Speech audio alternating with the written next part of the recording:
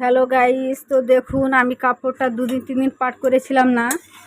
তো 2 দিন পাট করছিলাম না, আমি দোকানে ছিলাম। তো তোমার দাদাভাই কাজে যাচ্ছিলো বলে দোকানে ছিলাম। তো আমি এখন দোকানটা আমার মেয়েটাকে বসে এসেছি। তো অনেকগুলো কাপড় ভিজে বর্ষা বৃষ্টি হচ্ছে বলে আমি কাপড়গুলোকে ভিতরে মেলে দিয়েছিলাম, পাখা চলছে রাত্রে। তো আমি মেলে দিয়েছিলাম, তো কাপড়গুলো আমার শুকনা হয়ে গেছে। তো সব কাপড়গুলোকে পাট করব, তাই জন্য সব কাপড়গুলো ঝুনাঝুনি হয়ে মেলা হয়েছিল। তো আমি কাপড়গুলোকে সব একসাথে করছি, সব কাপড়গুলোকে পাট করবো বলে। এই যে দড়ি খাটানো আছে, এত বৃষ্টি হচ্ছে যে বাইরে কাপড় শুকাবার ওরকম নেই। এক্ষুনি বৃষ্টি এক্ষুনি রোদ, এক্ষুনি বৃষ্টি এক্ষুনি রোদ। তো কত বিরক্ত হবো বলো, আমাকে দোকান ছেড়ে দিয়ে এসেও তো আমার এইসব হবে না আমার করা। তাই জন্য আমি এগুলোকে কি ধুয়ে বাইরে রেখে দিয়েছিলাম। তো বাইরে রেখে দিয়েছিলাম, তো জলটা ঝরতে আমি বাড়ি ঘরের ভিতরে মেলে দিয়েছিলাম। আর যদি জল ভর্তি মেলি কী হয় বলো তো, মানে পুরো ঘর যেন ভিজা ভিজা হয়ে যায়, কাপড় বিছানা পাতি সব যেন নামসা হয়ে যায়। তো যে কাপড় ভিতরে আমি কাপড়গুলো পাট করে রেখেছিলাম, সে কাপড়গুলোকেও আমার মেয়ে ঝুনে দিয়েছে। তো কাপড় আমার যদি কাপড় আমি যদি বাইরে রাখি পাট করে, ও কী করে বলো তো, নিয়ে পিনবে। এত পিনা কাপড়ের শখ।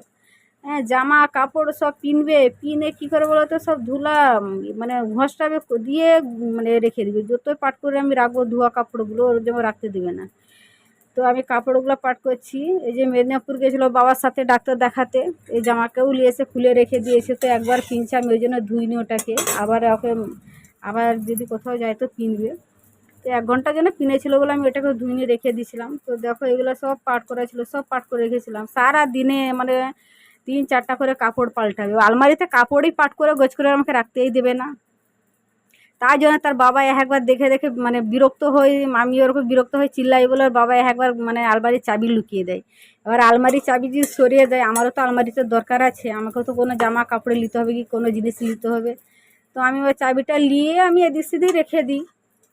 তো কী করবো, ওরকম নিবে আর আমি দোকানে থাকবো, ও ঘরে এসে ওই সবই কাজ করতে থাকবে। ও এ জামা পিনবে, সে জামা পিনবে।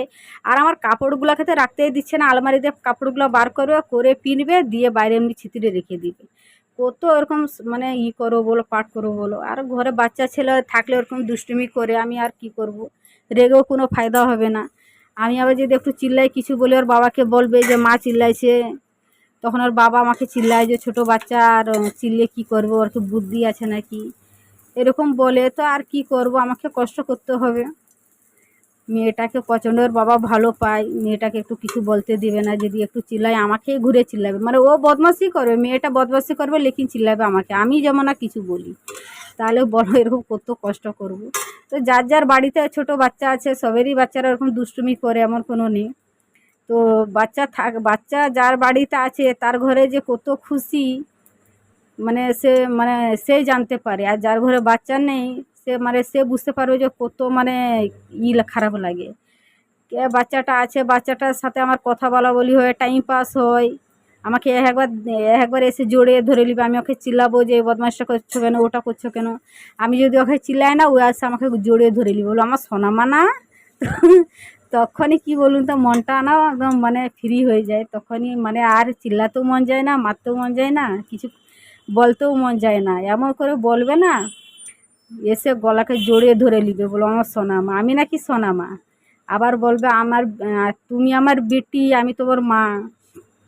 তো দেখো তোমার দাদা ডাক্তার দেখাবার ডেট আছে, তো সুগারের সার্জেন দেখাতে যাব। তো রাত হয়ে গেছে, তো রাত এখন 8টা বাজে, তো রাত্রেবেলা ডাক্তারটা বসবে, যে সার্জেনটাকে দেখাবো সুগারের সার্জেন। তো তোমার দাদা অপারেশনও হবে, তাই জন্য প্রচণ্ড সুগার বাড়া, 300 350 খালি পেটে। তো এবার ভোরা পেটে তো আরও সুগার বাড়বে, তো অপারেশনটা ওই জন্য করেনি। ডাক্তার রিপোর্ট দেখে বলছে এত সুগার বাড়া, তোমাকে সুগারের সার্জেন দেখাতে হবে। আর সুগারের সার্জেন দেখাও, তারপরে আমি অপারেশন করব। তো সুগারের সার্জেনের নাম লেখানো হয়েছে রাত 9টার সময়, বসবে ডাক্তার, রাত 9টার সময় ডেকেছে। তো এখন দেখো 8টা বেজে গেছে, যেতে যেতে তো আমাদের একটু টাইম লেগে যাবে। তো দেখো আমি একটু লিপস্টিক কিনে নিচ্ছি। আর আমি এমনি যদি বেরিয়ে যাই, তোমার দাদাভাই চিল্লাই, তাহলে তুমি কি বুড়ো হয়ে গেছো না কি, একটু সাজবে নি করবে নি। কত বুড়ো বুড়ো মেয়েগুলো সাজে, তো আমি একটু লিপস্টিকটা কিনে নিয়েছি। আমি আর কিছু মাখিনি, আর কিছু কিনিনি, তো একটু লিপস্টিকটাই কিনে নিয়েছি। তো দেখো আমাকে কেমন লাগছে, আমি তো বেশি সাজাগুজা করিয়েছি না। আমি এরকমই সিম্পলি সাজি, একটু কোথাও গেলে একটু হালকা করে লিপস্টিক কিনে নিই, ব্যাস, নতুন কাপড় নতুন ওড়না, ওটাই মোর যথেষ্ট। তো দেখো এখন রাত 9টা বাজে, আমি কখন ফিরবো কোনো ঠিক নেই। আমাদের মানে 23 জনের পরে আমাদের লাইন আছে, তো কত রাত হবে আমি জানি না। তো আমাদের নদী পেরিয়ে যেতে হয়, নদী আছে আমাদের এখানে, নদী পেরিয়ে আমাদেরকে নদীর সেপারে যেতে হয়, নদী পেরিয়ে অনেকটা যেতে হয় ওদিকে, তো আধ ঘন্টার রাস্তা নদী পেরিয়ে। তো এখন বর্ষা, নদী আবার রাত্রে কত রাত হবে, তো রাত্রে আবার কখন মানে নৌকাটা বন্ধ করে দেবে, তো যাবার সময় বলে যেতে হবে, যেহেতু রাত হতেও পারে, থাকতে বলতে হবে। তখন কি বলো তো, ও তাহলে মানে থাকবে নৌকাতে আর কি। তো এবার এমনি এমনি কোনো এমনি টাইম থাকলে মানে এমনি সাধারণ জায়গা থাকলে অতটা মানে হয়নি, আর এটা মানে রাস্তায় নৌকা না, তাই জন্য আমাদেরকে মানে ভয় লাগছে, আমাকে ভয়ও লাগতেছিল যাওয়ার জন্য। আমি যাব না বলছিলাম।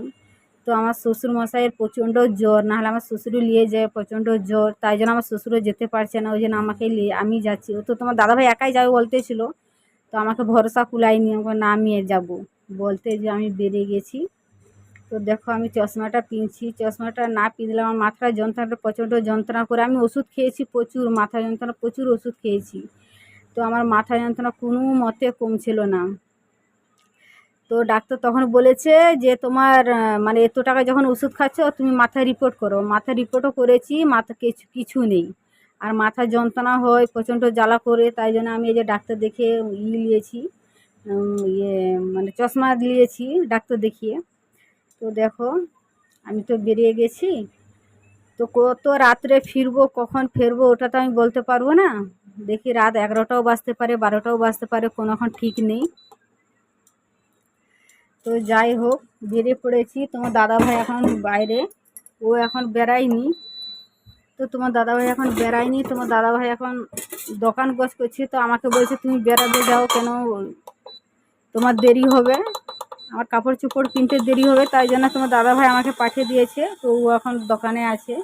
তো আমার ভিডিওটা যদি ভালো